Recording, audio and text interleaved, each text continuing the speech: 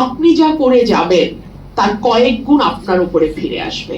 5ই অগস্টের পর আজকে মে মাস 2026, 2 বছর অলমোস্ট পার হয়ে গেছে। আমাদের জেলগুলোতে ধারণ ক্ষমতার কয়েক গুণ বেশি বন্দী এখন কারাগারে আছে। জামিন তো কোনো পার্মানেন্ট রিলিফ না, জামিন তো খালাস না, মামলা থেকে অব্যাহতি না। জামিন হচ্ছে যতদিন পর্যন্ত আপনার ট্রায়ালটা কমপ্লিট না হচ্ছে, মামলায় আপনি দোষী সাব্যস্ত না হচ্ছেন, ততদিন পর্যন্ত আপনি একটা ইন্টারিম অর্ডার বলে আপনি বাইরে থাকবেন, কারাগারে থাকবেন না।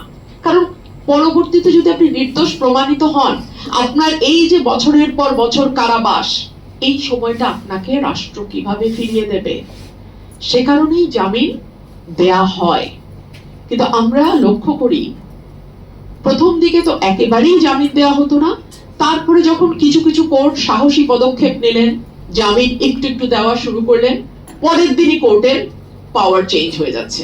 ওনাকে আর জামিনের এখতিয়ার না দিয়ে অন্য কোনো এখতিয়ার দিয়ে তাকে অন্য একটা পাওয়ার দিয়ে দেওয়া হচ্ছে।